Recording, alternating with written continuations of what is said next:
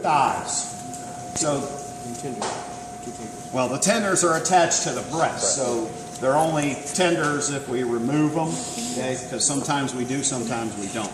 But the primary components are wings, breast, legs, thighs, 2 each. So that's our 8-cut chicken, okay? So what we want to do, since we're going to roast this chicken whole, is you see how this chicken here is kind of spread out, right? Yeah. Okay. If I put that into the oven in that shape, of course, once the protein sets, it's going to hold that shape. And two, it's not going to cook very even. And the tips of the wings and stuff are going to have a tendency to get darker and burn. Okay. So what we want to do is we want to try to get this into a uniform tight package as we can. This technique is called trussing.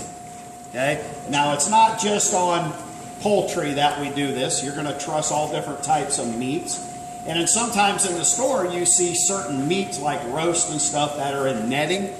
Okay. Again, that is to hold it into a uniform shape. It makes it cooking, okay, more uniform. It makes it easier, okay, for slicing to get uniform slice and portion control. It also is for presentation, okay, because it looks better when it's more uniform and compact.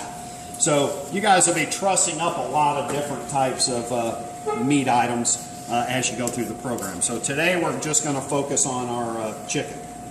So the first thing that I'm going to do, you guys don't do it yet, is we're going to take, you see first I had rinsed the chickens off, okay, then we patted them dry. The reason is because I want to reduce as much moisture from the surface as I can. Now, there's moisture inside the chicken. All food items are mostly water. The objective is to retain as much moisture on the inside. That in order for us to brown the outside of this chicken, we have to have a reduction of moisture, an evaporation of moisture. Because moisture cannot brown. Because water can only get to 212 at boiling. Browning does not occur until 310 degrees Fahrenheit, called the Maillard reaction. Okay? So if we want foods to brown, we got to evaporate moisture. So that's why I patted this thing, get the surface moisture. Okay? We also want to avoid, if we want to get a nice brown color, putting moisturized products like vegetables on the inside. Technically roasting, we do not add mirepoix, carrot, celery, onions to the inside. A lot of people do that. But those vegetables release moisture into the oven cavity. Moisture prevents browning. So now that dry environment builds up with humidity, preventing the browning to occur. So roasting, again, is technically without the presence of vegetables on the inside because they release moisture, okay? But people do it. You may have chefs that tell you to do it. That's fine. They tell you to do it, you do it, okay?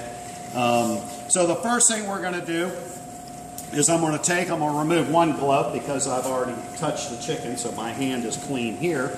And when you guys, after I do mine, you're going to take a little bit of salt. You're going to sprinkle on the inside of the cavity, and just as a seasoning, not a whole lot. We're only going to use salt and a little bit of white pepper. Be careful with the white pepper; it's very strong. Okay. So now I'll grab another glove, put it on. All right. So now we got to inspect, okay, our wog, and we're going to clean it up a little bit. So we're going to look for any residual fat. Okay. We're just going to trim any. See all this fat right here? That's not skin, that's just fat, okay? So we want to remove any excess fat that we see, okay? We want to check up towards the neck end, okay? We want to look for feathers.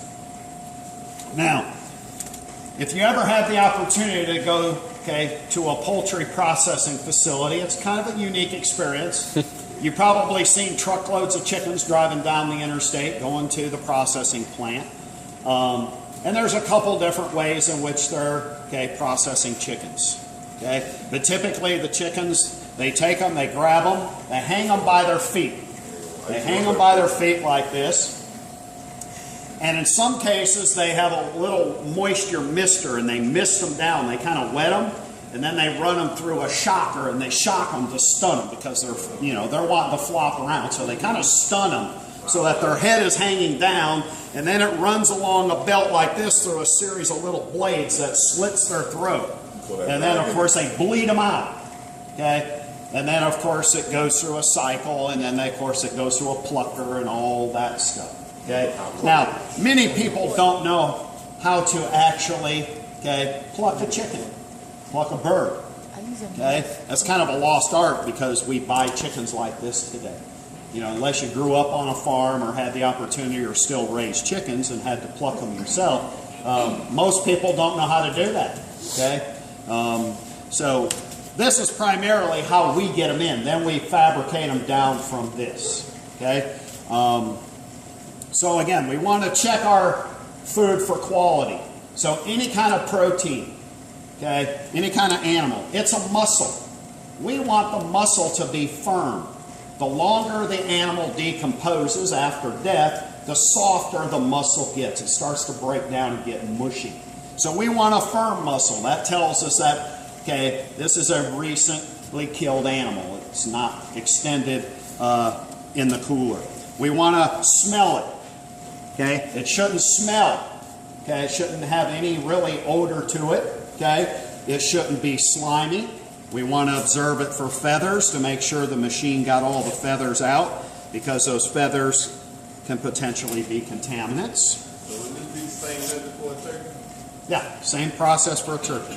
So the first thing that we're going to do, okay, first let me do it, my wing here, is I'm going to tuck the wing behind the neck and tuck this one behind the neck.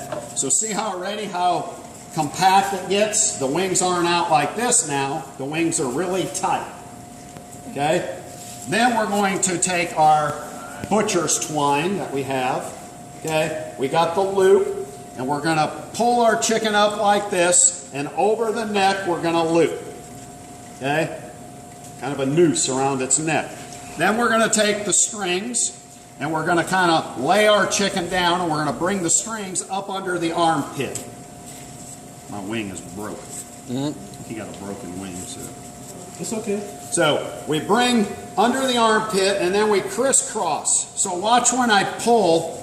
Okay, see how nice and tight I'm getting that skin on the breast? I crisscross, and then I come underneath the legs. Okay, now I do 2 loops with the string. 1 loop, okay, when I let go, it's going to kind of open up again. 2 loops is going to help hold it secure so I can form the knot. Okay, so I'm going to pull this tight so that my chicken, okay, and see now I can let go and my chicken stays nice and compact. Okay, so when you look at these 2 chickens side by side now, you got this nice uniform package and you got that. It's sloppy before. So now you can see the difference in, okay, I don't know which way is going to look better on the camera, maybe this way for you guys, okay, so that you can kind of see, nice tight package here, so you can see this is going